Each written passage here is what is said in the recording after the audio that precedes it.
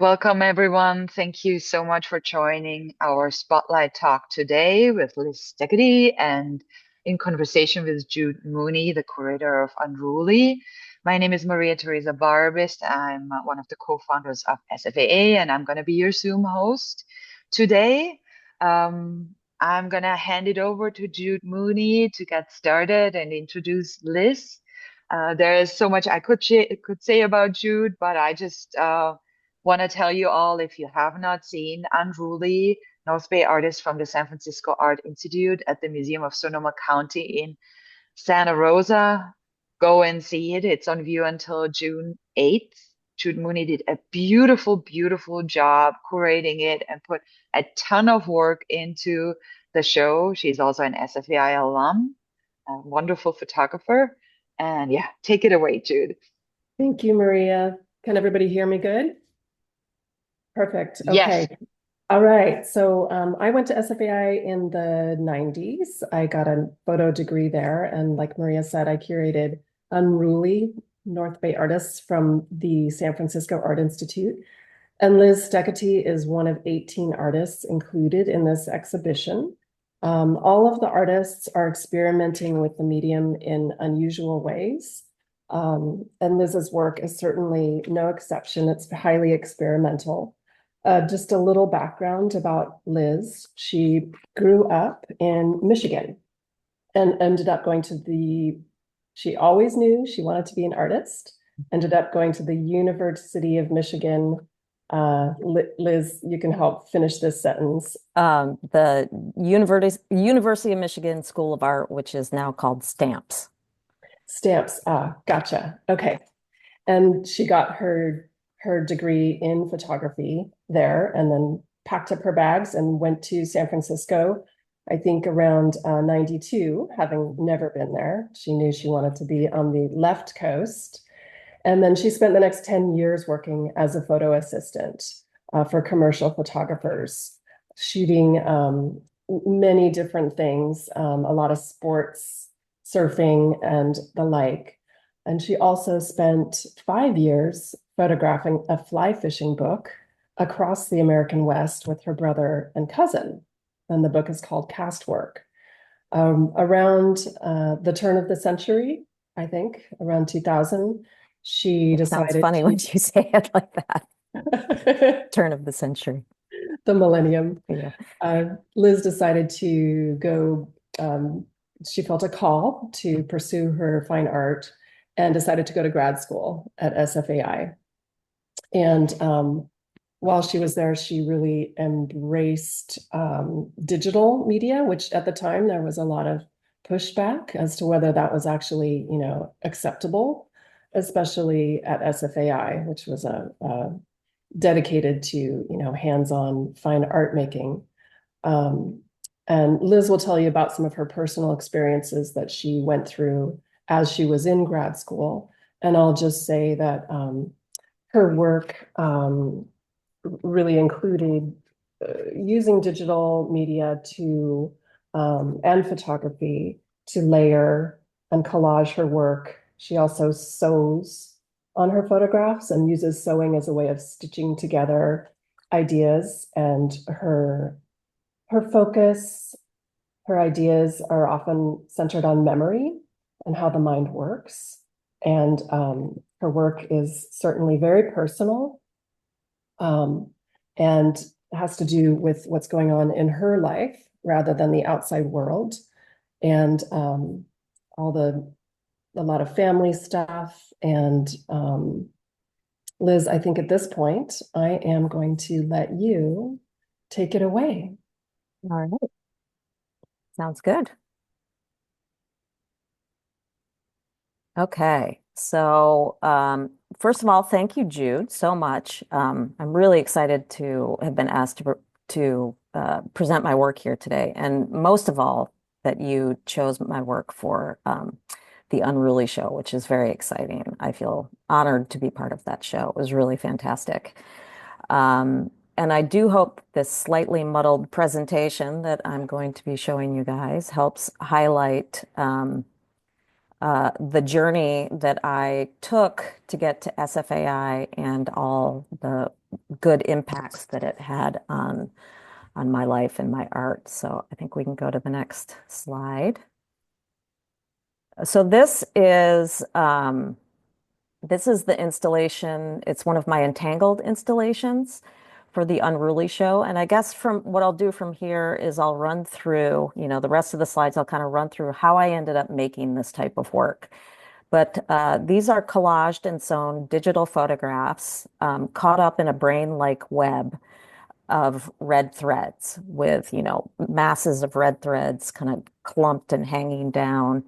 And the red is intended for the notion of connection and love, as well as the allusion to sort of the blood and veins and neurons inside the brain, as that's been a big point of focus in my work in recent years.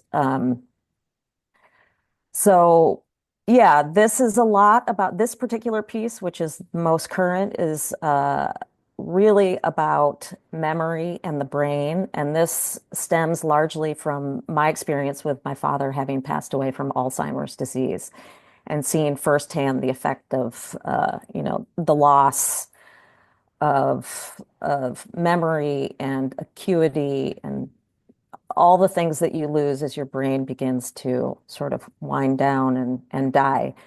And there were a lot of really important lessons that I learned from watching that and being part of it that have deeply affected my work. What I will say, though, is that memory and photography have been the focus of my work since before even ending up at SFAI. So we can, next slide. These are some details from the installation. So I picked 3 that had largely to do with, the installation is full of multiple memories that have to do with my life, my kids, my family. But these 3 in particular have to do with my dad and his decline. So these are details of, this is, for example, my dad's high school photo with a portrait I took of him when he was in a memory unit kind of coming through. This is a photo I took of the last letter he wrote to my brothers and I about all these things we needed to do before he was going to be unable to guide us. Liz, may I ask what your father's career was? Yes, he was an environmental lawyer in the state of Michigan, and he was an independent environmental lawyer. So he didn't work for a corporation and spent his entire life basically saving trees and water rights for Lake Michigan. He was a big part of getting DDT out of Lake Michigan back in the 70s. He kept nuclear plants out of the state of Michigan when I was a kid. Before I was born, he was actually in San Francisco and worked for an environmental firm here. And he was on the team that prevented, I'm forgetting, up where the Miwok trails are, Tennessee Valley. He kept that from being developed. And so he did a lot of that kind of work, but he painted and drew in his pastime. So there was a lot of art influence in my childhood. So anyway, one question that people ask me about this work, and we can go to the next slide.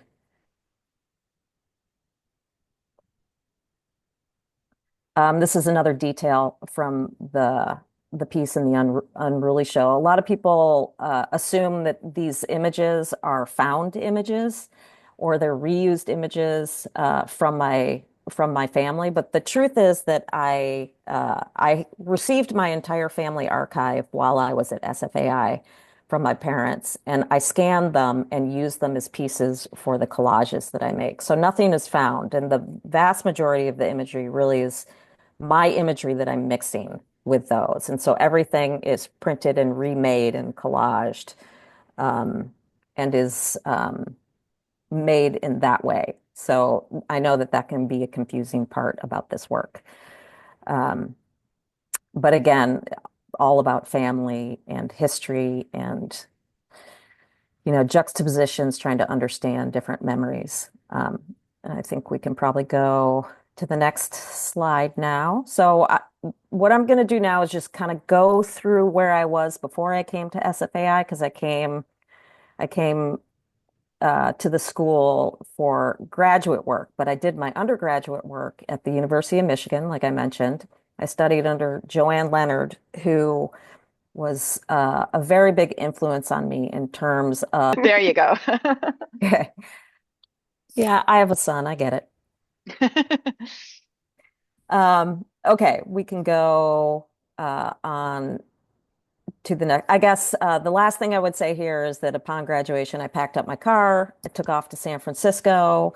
My family had lived there before I was born, and I sort of felt like it was my turn to check it out. And so I drove cross country, landed here, and the rest is history, 30 plus years later. So we can go to the next slide. So these are just the next few slides are just some quick views of the kind of work I was doing, kind of personal work I was doing before I went back to do graduate school. This is a book that I did with my brother and my cousin about fly fishing in the American West. I come from a fly fishing family. We had a cabin up in northern Michigan, specifically for fly fishing, all growing up. And my brother is a fly fishing professional at this point. But anyway, we decided to do this book together, and I was, the Mikey in the cereal commercial. I was like, sure, I'll do it. If anyone remembers that commercial. So we spent about 5 or 6 years, essentially every summer on the road, cruising around the American West, finding these guys and doing stories on them and shooting them. And it was really a wild experience. And you can probably go through the next two. So my brother and my cousin wrote the book. I photographed the book. This was all, and you can go to the last one. It was all shot black and white film. I had a dark room in the storage space at my apartment in San Francisco. So this was kind of where I was just prior to going back to SFAI. And this was my first foray into bookmaking and editing, which I did largely on my own. The publisher was helpful, but I had to really kind of put it all together, which was a really wonderful experience and pushed me into bookmaking at SFAI.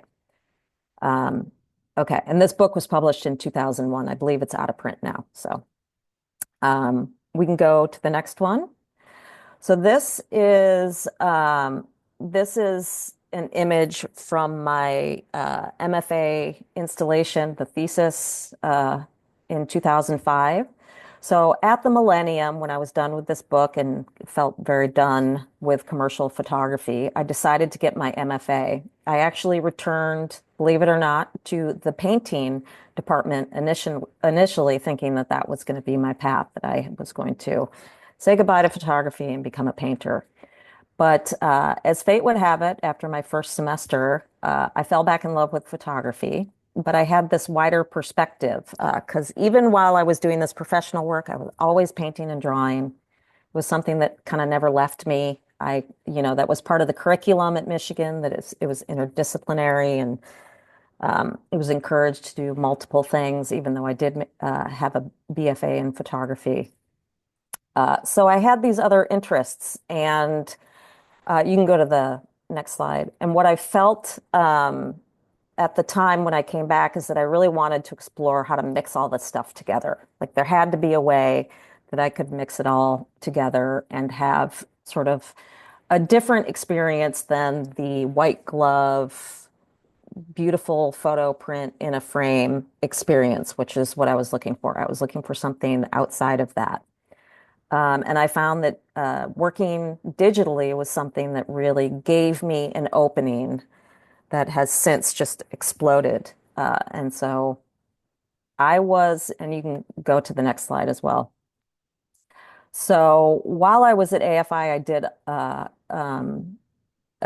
SFAI, I focused mostly on digital montaging, taking lots of imagery. I was still shooting film at this point, scanning it, mixing things together into the sort of piecing montages together into these sort of domestic landscapes, which is, I was really taken at the time by the landscape format, which is how you get sort of the landscape pages in the book. I was one of the lucky ones who got to take the bookmaking class, the artist bookmaking class from John Demerit when he was at SFAI, and I got to be his TA, which was pretty exciting. So we can go to the next one. So the next sort of series of images are the type of work that I was doing in my last year. But what I should say is that my experience with SFAI was pretty different than other people. I had gotten married before I went. I was a little older. I had worked in the commercial world for 10 years. And in my second year of being there, once I switched back to photography, I got pregnant. And it turned out to not be an easy ride. So I documented this uneasy ride from beginning to end. Um, and that's sort of the process I've used my whole life, is just documenting my life as it goes, and then using those pieces that I get from the documentation to make something larger or something mixed that is a more accurate representation of how I felt in the moment or my memory of the moment. So anyway, we can go to the next one. As it turns out, there were some pretty intense difficulties with the pregnancy, so I had to drop out of school, go on bed rest, and come back after my daughter was born. She was a preemie. She was a pound and a half, and she was in the NICU for a number of months. So there was a lot of photographic work that had to do with, sort of navigating that whole period of time. So we can go to the next one. Um, but what the great thing about SFAI for me was that even though I wasn't finished there, in my time there, what I had already gotten was this notion of persistence, that I will not give up no matter what, no matter how low things feel or how difficult things get. I'm going to continue to do this one thing that I do, which is to make art out of my life. And so I brought my camera into the operating room when it was time to take her out. And then when she was out, after they had given me the epidural, uh, we can go to the next one now. We can go down. Um, I gave the camera to my husband, who took the photo of her. This is actually in the NICU a little bit later, but this is when I began collaging the pieces together a bit more. I had, for example, I had one image where her foot wasn't in the right place, but my memory of it was that she had this glowing red foot. So I montaged the pieces together to give myself that memory. And we can kind of keep going down through these. So even after graduating, I continued this line of work for a while. This image relates to after having had both my kids, I got pretty sick and I didn't know what was going on. So there was a lot of medication and doctor's appointments over a course of a number of years. And so I made a lot of work about that. So we can go to the next one. And all of this is digital montage. This one I put in particular because it's so ridiculous. These are nuclear eggs.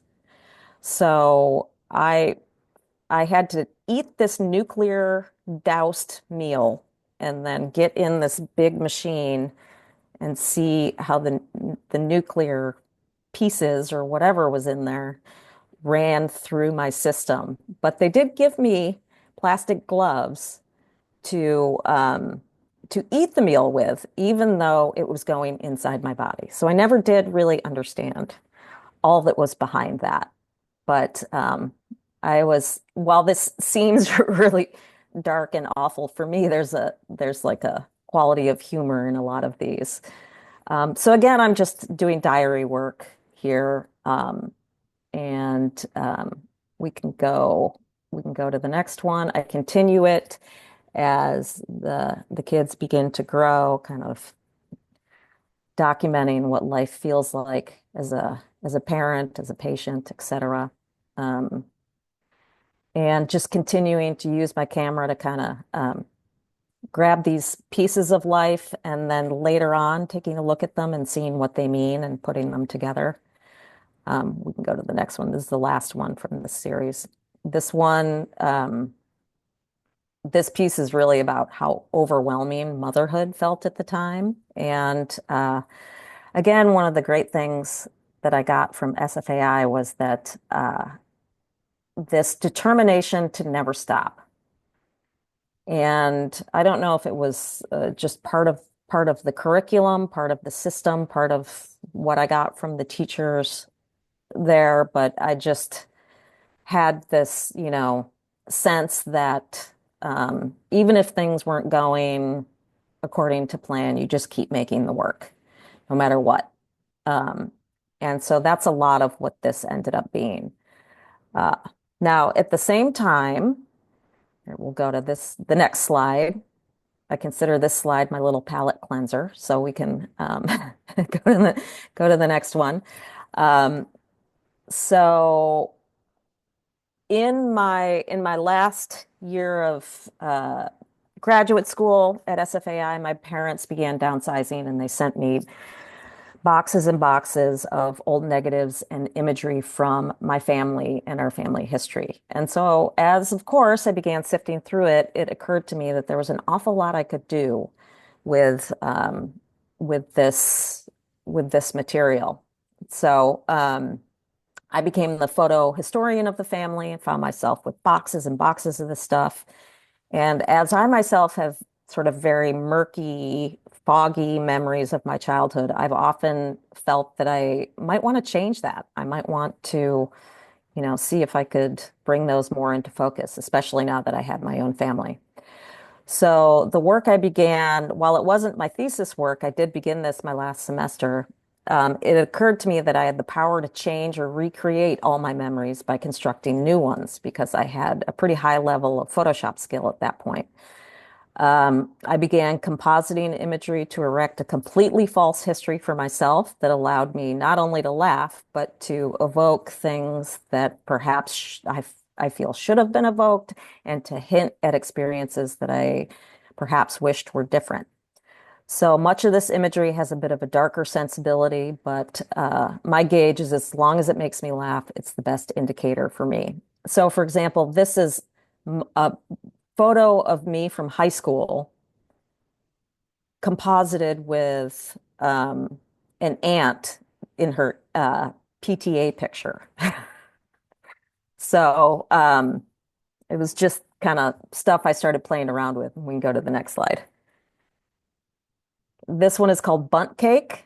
And this is actually my father-in-law who has since passed away. And this is my mother. And they didn't know each other, but I thought I had these two pictures of them, both on these flowered couches from, I don't know, the 60s or something, 70s maybe, and just felt like experimenting with what might happen if they were on the same couch together. And, I was examining, the larger picture was I was examining the connection between the photograph and our memories and what influence they have on each other. What's the chicken? What's the egg? I often have memories of photographs, and that is my memory of a thing versus the actual memory of what I experienced. And I don't think I'm alone in that. We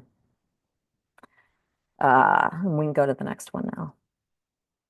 And one of the big parts about this work for me was that it took me away from the part of photography that I struggled with, which was the need to be precious and perfect and have white gloves to hold the prints, things like that.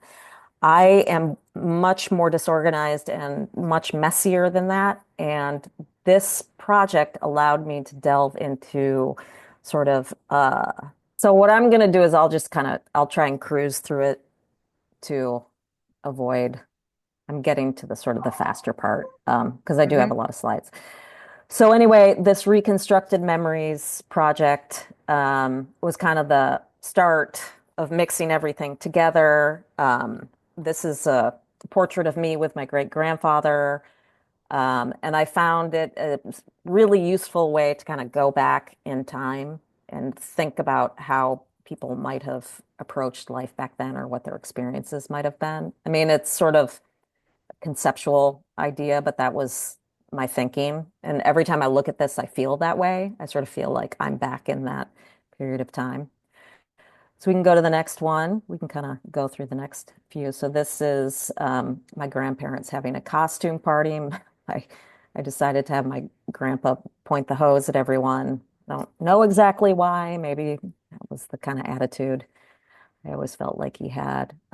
We can go to the next one. So this is my grandpa again. And I just called this one childcare in the 70s. Um, so some of these I tried to have a sense of humor with. Some of them were a little more serious, but I basically remade, you know, vernacular photography, portrait photography, etc. And you can go to the next one. And then at a certain point, I think it was in 2010, I got a residency at the Reiko Photo Center. And in the residency, I used some of the older images and I made a bunch of new ones and remade them as tintypes so that they were this next layer of history in the remaking. So basically, a completely fake family history with little hints in every image that it's not real. And you can go to the next one. This is another of the tintypes. That's my baby picture with another version of my son crying on it. And then the next one, I made a whole box, that shoe box that everyone has with all the old family photos in it. I kind of remade them. I sand them, I dye them, I put holes in them, I fold the edges, I leave them out in the sun, kind of fighting against that perfect image thing that has always not been my strong suit. I prefer to have things kind of messy around the edges and frayed. And I believe in large part that it has to do with just that sort of the chaos that I feel. I'm always reining in chaos in my head. We can go to the next one. And then the the portraits from this series, Chris at Nisraeli ended up doing a one portrait book called Dystopia for this work, which was really exciting. And I was very proud of that. I still have a number of copies of it. So that was kind of near the end of Reconstructed Memories. And then we can go to the next slide. So then what happened? Here's how I started getting to the place where I showed at the beginning is, as you know, as I've talked about, I completely embraced the digital future and worked in earnest with Photoshop and all things digital, exploring papers, exploring other substrates, all sorts of things. Really, getting to know Photoshop inside and out. And I know that in the photo community, that can be tricky. And I did find it tricky at SFAI. I found a lot of pushback, but I just refused to stop. I knew it was the future, and I felt like it was a future that was really going to be the right one for me because of all the other influences that I was interested in, the painting and the drawing and the sewing and etc. And I did take the bookmaking class from John Demerit at SFAI. So I really got in touch with the sort of sewing and paper and what you can do with that.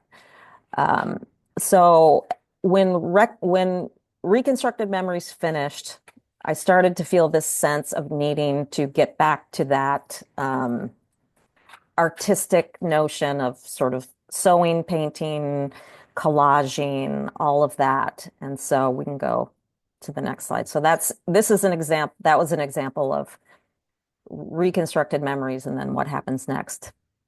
So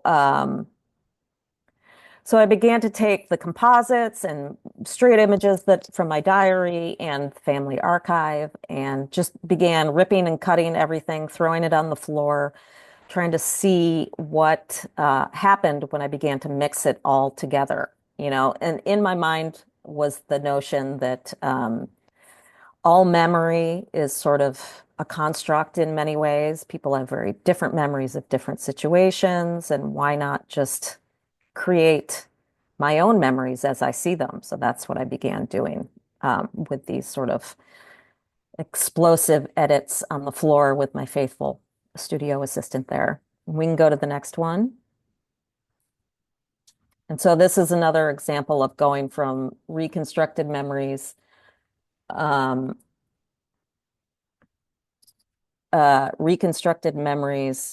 to the sewn, where I began cutting out pieces of faces or people and seeing what happens if people go missing. So again, this is the one with my son's face, and moving into using thread and cutting and ripping really opened up a world for me in terms of how I could put imagery together. And we can go to the next one. It allowed for greater experimentation. Sometimes I would cut people out of photographs and then sew sort of a ghost-like figure back in to play around with the notion of what happens if someone disappears, someone is gone from a life. What effect does that have? Memory and photography are so directly connected that if you take someone out of a photograph, are they taken out of your memory? Those were the kind of concepts that I was playing around with, kind of the butterfly effect. And we can go to the next one.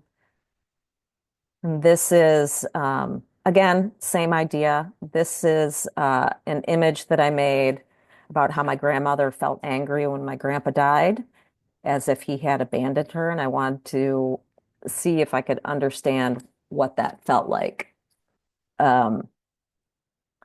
And of course, all my work is pretty personal, and this can be an issue in terms of, people connecting with it. But I like to think that the family photo aesthetic has a kind of a universal understanding to it. Okay, we can go to the next one. So we can go through some examples. This is my daughter my daughter having a bad day, sewn on top of my second grade picture. I did a small series with my school photos. That's the only one I have here. And then the next one, this image kind of marks the period in my work when I chose to focus mainly on ripping my imagery into pieces and reconstructing it into something more in line with the memories that I actually had of events or times in my life, that I could take these pieces together, because no memory really exists in solitary confinement. It's connected to and layered with and influenced by all sorts of other experiences that you've had either before or at the same time. And that concept of sort of the layering of experience and memory became a real force for me to experiment with. And that's what a lot of this is about. So again, I would do these, lay everything out on the floor and just put things together as my subconscious guided me, allowing sort of that John Cage, way of thinking to enter into things. Like what's supposed to happen is going to happen. So we can go to the next slide. And so the next few slides are just examples of this as I moved through the process. This is my home in Michigan, my parents' engagement photo. We'll go to the next one. These little ones with, a guy has a jellyfish for a brain. This is me with Yasser Arafat at the Wax Museum in London. I always thought that was a exciting experience for me for reasons I don't totally understand. Just the Wax Museum in general. And yeah, so what I do is I create these mixtures. I staple them or I tape them together. I see if they work. I mess around with them. The ones that seem to really hit the mark, I then sew and dye and sand and finalize. Often I write on the back information as well. We can go to the next one. And there was a period of time where I was focusing mainly on my daily life, raising kids, parenting, etc. My daughter had a propensity. My daughter that was born at a pound and a half has grown up to be a fairly normal child and is a junior in college, so that's pretty exciting. But I was, again, it was a daily diary for me, taking photos of whatever is happening in my life and letting the focus be guided by um, that period of time. And she can literally sleep anywhere. So I do have a whole nother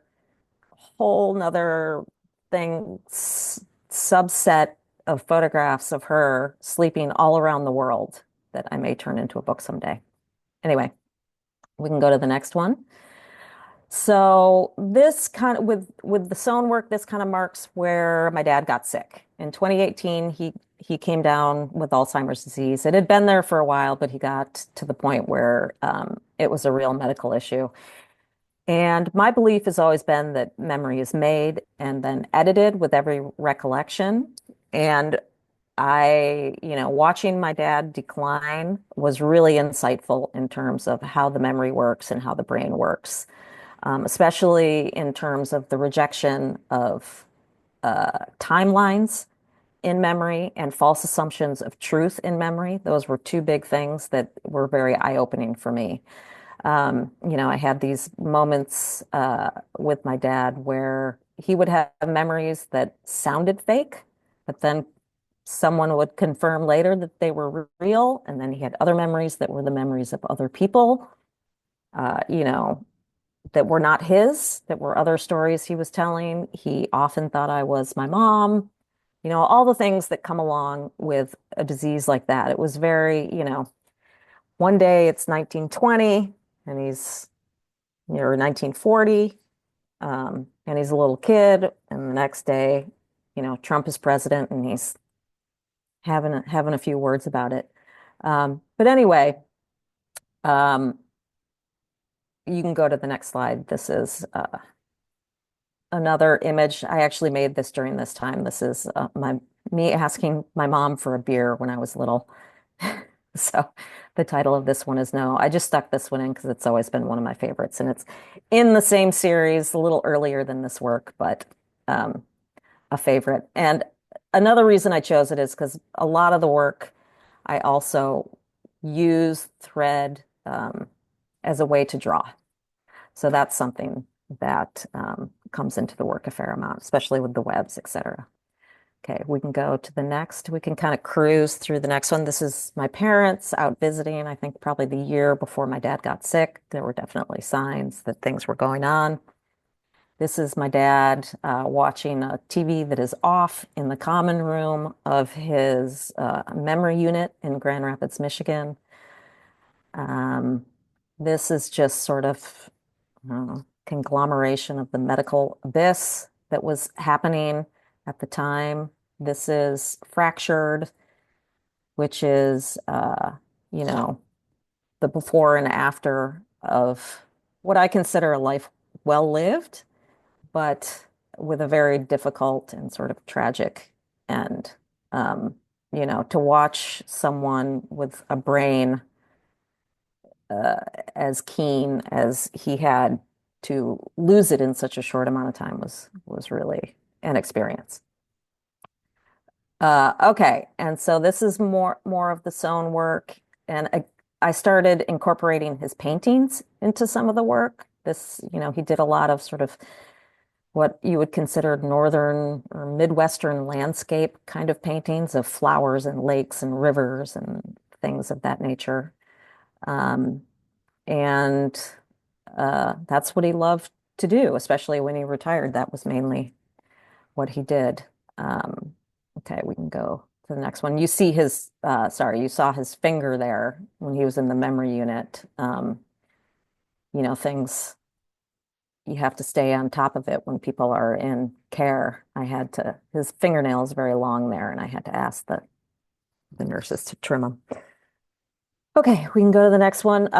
Things I inherited from my dad were, of course, the love of art, but also the love of books, which has really come into play recently in my artwork and just in life. I read a ton now, which is not that I didn't before, but it's really a lot now. Okay, we can go to the next, and hereditary, the illness that I struggle with that I alluded to before, is a hand-me-down, a family hand-me-down. So there's a lot of that too. So my dad did experiment with self-portraits for a while, and I decided to reassemble his self-portrait on this one. Just kind of, I don't know, to have a little fun with it, and also, think about the condensation of a brain. We can go to the next one. So while my dad was in the memory unit, this is what he was doing at the same time. He was having a period, his most prolific artistic period, with crayons and markers. And he created these things called Trump tunes, several of them every day. I have hundreds of them down in my studio of you know, just condemning um, Trump and comparing him to Mr. Magoo and all sorts of things. They're very interesting and very funny and very sort of enlightening in terms of where the brain goes at a certain point. And I've always been really drawn in by these. So we can go. I'll probably do a book of those at some point. So so after he passed away about 3 years ago, I started doing these webs, because I keep having this sort of return to the idea of the brain and neurons and what must it have felt like to have your brain collapse into this sort of stew, this abyss. Um, and so I started playing around with, these entanglements to see if I could kind of get a feeling for how everything flies around. We can go to the next. The next two are just details of some of the sewing. It's machine sewing mixed with hand sewing on most of the pieces, securing them together and then adding hand sewn details. We can go to the next one. That's the fingernail I was talking about. That made me angry. Okay, and onward to the last part. Okay, so somewhere around 2015, I took a class at College of Marin called Fiber Sculpture from Carol Beadle, who was a textile teacher at CCA for a very long time. And for me, this class was the beginning of a profound shift in my artistic practice. So through physically collaging and sewing, I learned from the bookmaking, collaging and sewing, I found a love of thread and fabrics, and kind of was being drawn towards a way to learn more about how to use those materials in my work. So this marked the start of an intense experimentation with photography and textiles for me. And it seemed a way to satisfy my urge to paint, collage, and photograph in unison. Okay, we'll go to the next one. So this is a good example of where a lot of this work ended up. When I first started working with fabric and photography, I have a big Epson printer down in my studio, and I can print big sheets of fabric on it.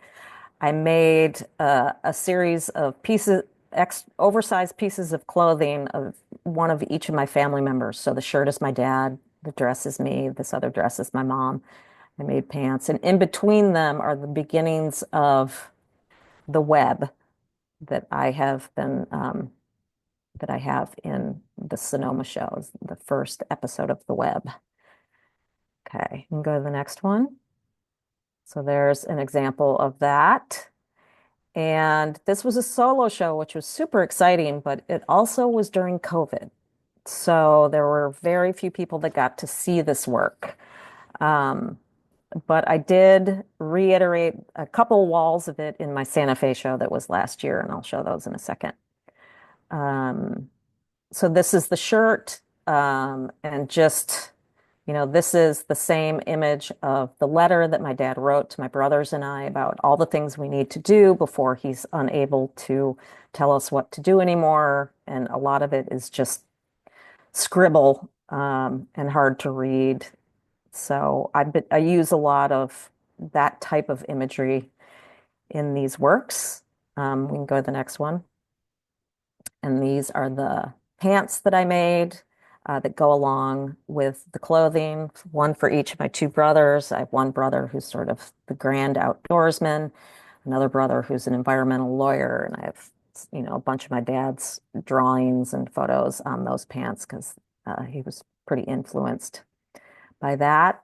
Okay, you can go to the next one. I'm going to start cruising through. I have a feeling my time's getting a little low, so I'm going to cruise through these. This was me, my dress. I did an homage to all the sort of weird empire dresses that my mom used to hang in my closet for me and expect me to wear, which I never really did since I was a tomboy. But so I did that one. These are examples of the concept of sewn. You can go to the next one. That's fine. These are examples of that sewn concept with the paper before, but beginning to experiment with that on fabric.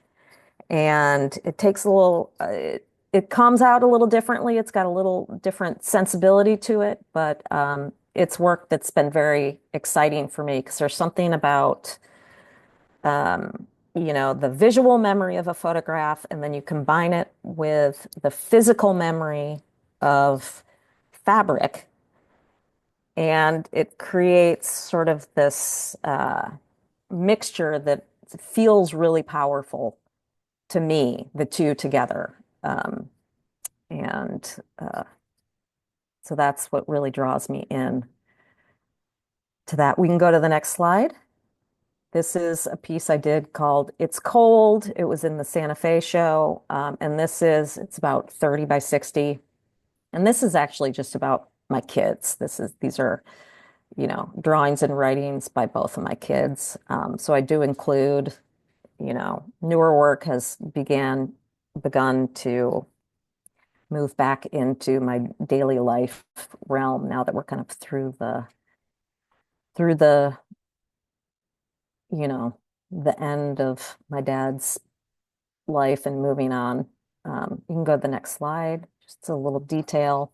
I always love this. My daughter left this note on her room. What is the code to get into Emma's room? 1, 2, 3, or 4? And then she just had a list of different numbers on a piece of paper taped to her door. I thought that was pretty funny. Okay, we can go to the next one. This is in Santa Fe. In Santa Fe, I had a wall with the shirt and the pants. And the idea, we can go to the next one after this. The idea behind this show, it was titled Remember This. And the idea behind it was for me, kind of to retrospectively take a look at the work I had made over the past, I don't know, 20 or so years, something like that, and see the thread going through it and try and pull it all together. So this is a wall of framed sewn images. And then on the right here is something called ghost books, which I have also been working on since I started the textile exploration. So you can go to the next slide. So this work is going on while I'm doing the the paper sewn work and the brains and netting or thread installations. I'm sorry, got distracted by that penis that was drawn on my screen. So the idea behind this project, and this continues up until today, is that I print, like, it has to do with grief and loss. I felt like I needed to begin commemorating somehow the people, the things, the animals, the parts of my life that I had lost and felt no longer part of me. And it definitely started with people, but it has expanded itself into sort of concepts. But the idea is I would print an image of the subject of the loss, then wrap it around a book that was pertinent to that person or that idea, and then sew it shut forever. So that's what this work is about. And the idea was you're commemorating the grief and the loss, but at the same time, you could never get back into the stories. The stories are closed and done. So it was like this two-part uh, this duality in the pieces themselves that really attracted me. That there was no more to get, but I wasn't going to let it go, kind of thing. So we can keep going through these.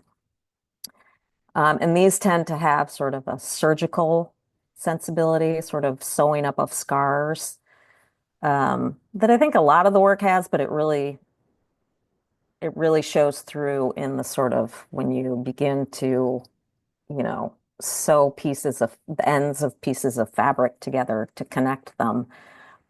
It can start to feel a little bit like sutures and skin. So we can go to the next one. So this is one I did for my dad, and we can kind of go through these slowly. That's another one in the series, and the book underneath was America. Had a lot to do with like the loss of the American childhood. The next one, a lot of the animals that I've lost. This was my grandmother Steketee's chair that she sat in for 20 years. She had rheumatoid arthritis and couldn't walk. And for 20 years after she passed away, the indentation was still in the chair, which I always found fascinating. Okay, we can keep going down through these. So these are some newer versions of this. This is a hummingbird that I tried to save in my front yard, but ended up dying in my hand. And there was something about that experience that really struck me. When he died, he fluttered all his feathers and wings, and all the metallic greens and reds came out, and then he just crumbled into this little brown ball. And it was just this really wild, wild moment. It was very interesting, like his last hurrah kind of thing, and I never really forgot about that. Okay, and we can keep going. This is a shelf from Santa Fe. My grandfather, my father-in-law, a brother-in-law who passed away far too soon. And then we can keep going again. And so some of, my dad and my brother's environmental tendencies have definitely slipped into my work. I would never call myself an environmental artist, but the ideas do resonate with me. And, I think a lot about, in terms of environment and animals and nature, I think about my memories of all of that I was immersed in when I was young, and how that may not be there for future generations. It's not a major point of my work, but it does come in. Okay, we can go to the next one. We're getting there, I promise. We're getting towards the end. These are faux fur book sandwiches I made on the night of the election. I'm still wandering through what they might possibly mean. Don't know yet. And we can go through. So these are this is the new direction of the ghost books, in that they're less distinct about a single person and more about the multiplicity of loss and grief that we're seeing in the world. People all over the world just being lost before their time, and what is left, So I wanted to sort of memorialize the idea of that in some different ways. So I'm definitely playing around with that concept. So we can keep going through those. That's another one, more of the same. And I have a tendency to shoot in cemeteries where I don't necessarily know the people. So that's what that last set of books was about. And so this, I think this is the last project I'm going to show. Yeah, this is a very recent project. This is called the Inedible Dinner for One. And so earlier I alluded to my issues with illness. So I have to live this life of profound restriction in terms of what I can eat and drink, and I take a lot of medications and things like that. It's inherited from an issue that my dad had, and it's balanced and managed pretty well at this point, and I'm a fairly normal human, but I really can't eat like a normal human. And so the experience I was trying to kind of work through here was more for me than for the outside world, but just sort of this notion of, you know, the loss, the sort of unexpected grief that you feel when you are unable to partake in the rituals of eating and drinking and relaxing around a meal with your family, when it becomes um, an issue of non-normalcy. Uh, And that is something that this work was about. So we can go to the next slide. So that's, silverware that can't be used. And then go to the next one. Wine glasses that you can't drink out of. And then the last one is, a wine bottle with my hummingbird on it, that can't be opened and gotten into. And so that is kind of where I ended up. And I thought at the very end, I would introduce you guys to my studio assistants. I have three of them now. This is Roxy on the left. This is Zaza, my disgruntled middle child, right there. And then the last slide is how much help I get when I'm working on all of this stuff. These are my studio assistants, and that is how I ended up here today. Thank you so much, Liz. How inspiring, and what a treat to get to know more about your working methods and your inspiration, your background, your family. I know it's sometimes hard to share all of these personal aspects of ourselves to the public. So we really appreciate you opening yourself up. And apologies about, the interloper. That may have had nothing to do with you. Yeah. I've seen that before in different grad school meetings, and there's just, there's a lot of unhappy people out there in the world who want to create chaos. So Yeah. apologies. And I should say also before I forget that because we're talking about SFAI, that the I just want to thank the people there that really influenced me. Linda Connor, John Priola, Jack Fulton. I met Ann Jastrub at a what do you call it, a portfolio thing with Photo Alliance a long time ago. Um, and those are people that have really stuck with me and supported my work over the years, and have sort of given me the confidence to continue to do all this sort of strange out there kind of stuff. So anyway, I meant to say that at the end, but I wanted to throw it in. Sounds good. If anybody has questions, they can either raise their hand, or you can put them in the chat. I know we've got Mary Marsh says, thank you. She says, I enjoyed hearing more about your work. And Jared Burton says he's going to go visit the Unruly show. He lives in Sonoma. Thank you, Jared. I'm trying to see how I can view if there are any hands up. Feel free to pitch in right now, people. Just, you can raise your hand, or again, if you're feeling shy, you can put your comment in the chat or your questions. Claire, There's Tom, one, yeah. yeah, there's one question from Jared just in the chat I can read off. If Liz is going to be there for the curatorial walkthrough, which we should actually also mention is happening on Saturday at 2 p.m. Jude is going to be there, but Jared is asking if Liz is going to be there too.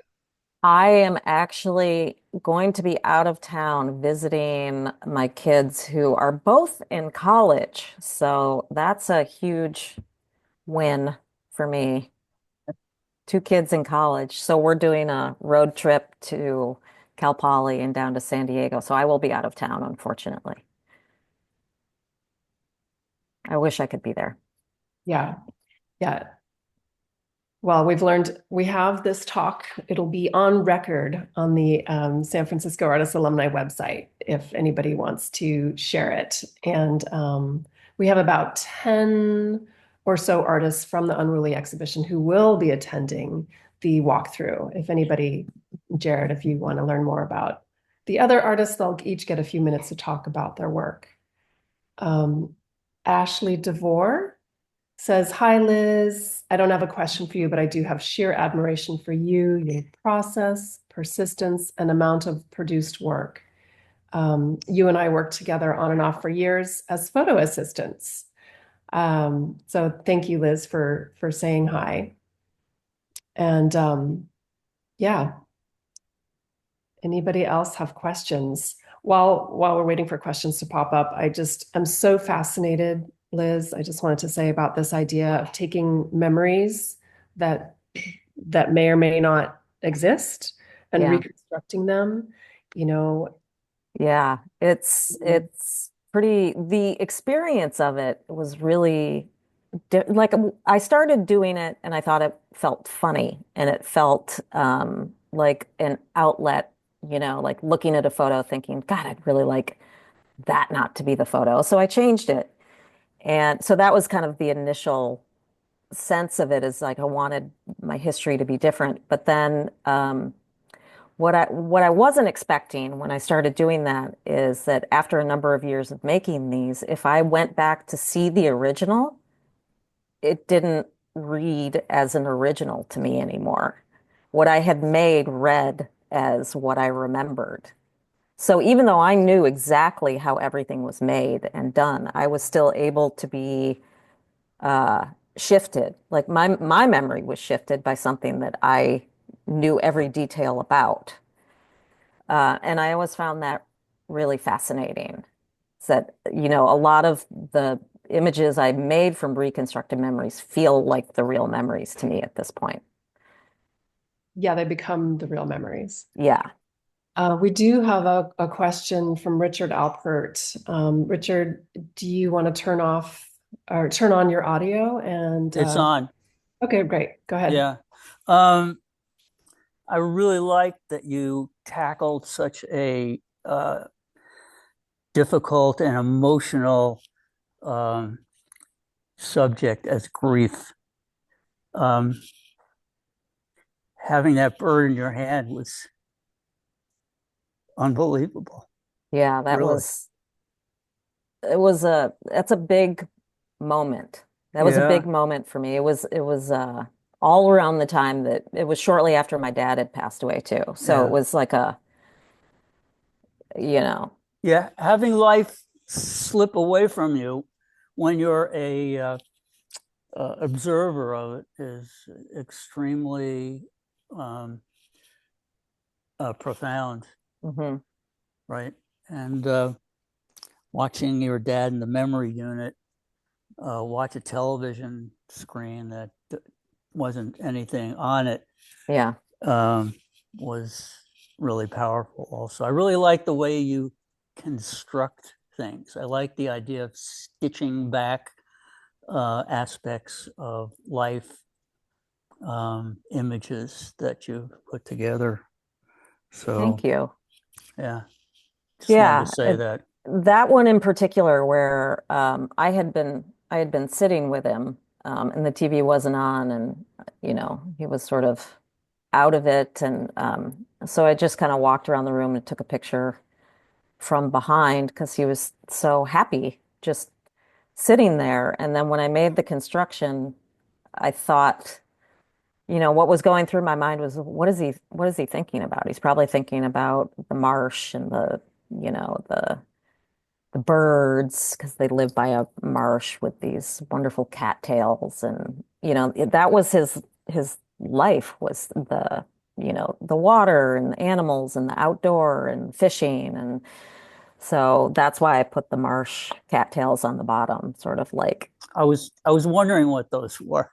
yeah, Uh, I grew up it's in a Michigan, small and it's a yeah. small screen, so even though I had a magnifying glass, it was sort of hard to figure that out, Yeah, there's a very distinct, especially that they're upside down.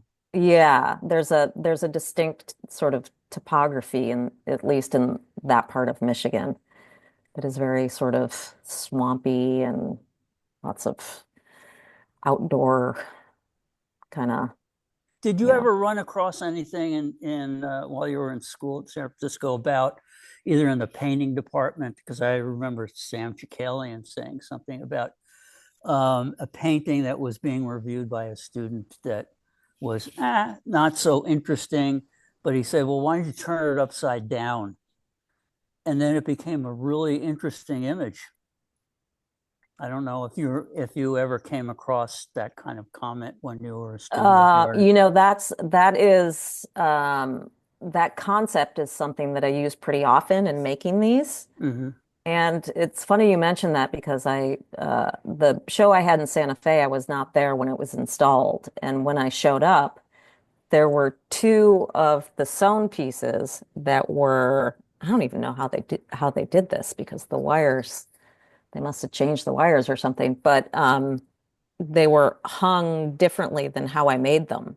And I actually really liked it. But I often, when I make the collaged pieces, I'll spin them around and see what they look like upside down or to the side, just to, see what's working best. But Sure. I don't know that exact uh, Comment. circumstance or Yeah. teacher, but yeah, I try and use that in my work to see if I can make sure things are going the way I want them to, or if they look Great. better a different way. Yeah. Thanks. All righty. Anybody else? Now is your chance. Kind of while we're waiting for last minute questions, I just want one last remark. The ghost books really reminded me of, I have two friends who passed away this year who were far too young to have died, and their stories were never told. They didn't have children. They both of them. I was so sad. It's so sad to know that, some people are leaving this world without any kind of recognition or any kind of just honoring their memories. Like, you have sewn them up, stitched them together, closed them up in a way that just reminds us about the transiency here, and that we don't, Hmm. you just never know. And Exactly. Exactly. And I think when I started making those, I had sort of compiled a number of people experiences like that, and felt like felt like I needed to do something to kind of reconcile it in some way. Died too young, um, just sort of figuring out how to manage how you feel about someone being gone like that. But I loved the idea of the book not being able to be opened. There's something about that like resistance that really pulls me in. I don't know if I have all the right words for it, but it's like it's a celebration, but a restriction at the same time. right. Well, So beautiful work. thank Um, you. Thank you so much, Liz. It's been a joy to hear all of your story, more of your story. And unless there are more questions, I think we can kind of wrap things up. Um, I am giving a curatorial walkthrough next Saturday, the 8th, at the Museum of Sonoma County with about 10 of the artists. I think I mentioned that already. So any locals can come on by and learn more about the Unruly show. Maria, did you want to add any more last comments before we kind of wrap up and say goodbye today? I'm going to stop the recording now.